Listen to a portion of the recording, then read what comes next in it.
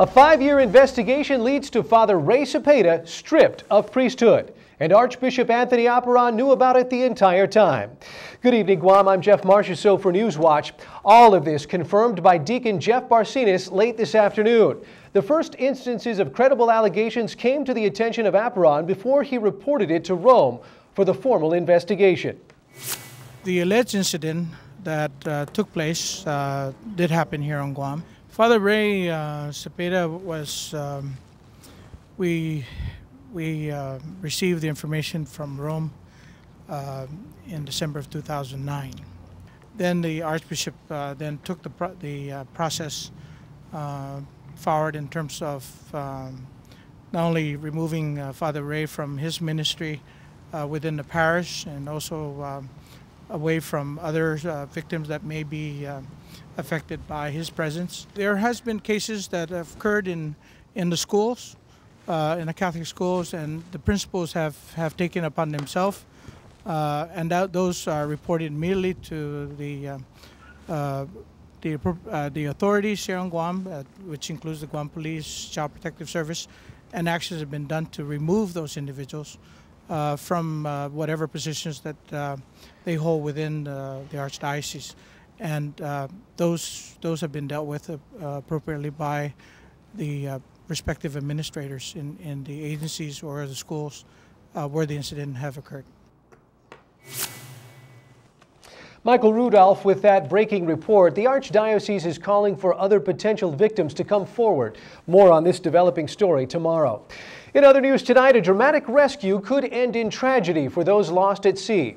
Tonight, David Macaluso with a heart-wrenching story of a man who tried to save his friends from drowning during a fishing trip on rough waters off Ipan.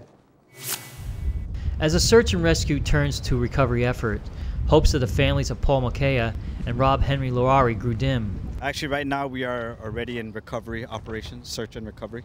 That has been started since, I'd say about 700 this morning.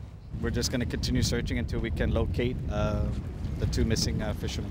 The Guam Fire Department, U.S. Coast Guard, and the Navy began to search for the two missing men off the waters of Telefofo at around 9 p.m. last night, when Ben Arenat fought his way to shore and stopped a car looking for help for his friends. While Arenat did not want to go on camera, he spoke about what happened last night to his two missing friends. According to Arenat, the three men went spearfishing near the North Channel located behind Just Pyre Cove, and the current was very strong. The last thing he remembers seeing is Henry floating with his face down in the water before he was pulled away by the current. Ben held onto Paul's hand, but the current was too strong and it began to pull the two men under. At that moment, Ben's legs cramped up and he had no choice but to let go of his friend's hand just so he can stay afloat. He was able to push off a rock on the bottom of the bay, which freed him from the strong current. Eventually, Ben got to land, bruised and bleeding from the rocks and coral. He crawled to the road where he was able to flag down a car. As of late afternoon, GFD, Coast Guards, and Navy are bringing in all their efforts to recover the bodies of the two men. And for the family members, all they can do is pray. I want them to be back. That's all we ask is, pray for them to come back on the safe way. Reporting for Guam Newswatch, I'm David Macaluso. In court today, Judge Vern Perez grants MMA fighter Alex Castro a one-time curfew extension. Castro is on cash bail for allegedly being involved in a robbery and 2 separate assaults. The extension allows Castro to participate in a mixed martial arts match on Thursday, May 1st. Judge Perez said, "I believe that the community so far is safe because Castro has met all the conditions of his release." But Judge Perez cautioned, "I want him accompanied." Colleagues say he leaves behind a legacy of achievement at the Guam International Airport, but news of his departure is slow to arrive. Airport Executive Manager Carlos Salas submitted his resignation from the airport on April 16th, nearly a week ago. But the news just surfaced today when the airport authority issued a media release. The release praises Salas for leading the charge to modernize AB International Wanpat Airport into a world-class transport hub. But Salas leaves in the midst of controversy. His resignation comes at a time when the airport finds itself caught between a rock and a hard place.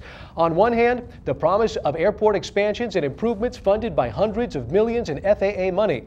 On the other, Teton landowners fighting to block the construction of a road connecting northern and central Guam. Salas's resignation letter states that he's leaving the airport because his career will probably take a different direction, and he wants to spend more time with his family. His resignation takes effect May 1st. Coming up, the $100 bill's new anti-crime design and a Guam flourish in fine print. Welcome back. From learning how to compost to promoting recycling, students at the University of Guam mark Earth Day by reminding us of the planet's limited natural resources. Today, informational booths on campus with tips on how to take care of planet Earth and keep Guam green.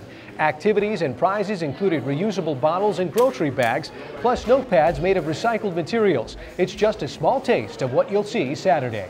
That's when the Guam Energy Office holds an Earth Day festival at Ipao Beach.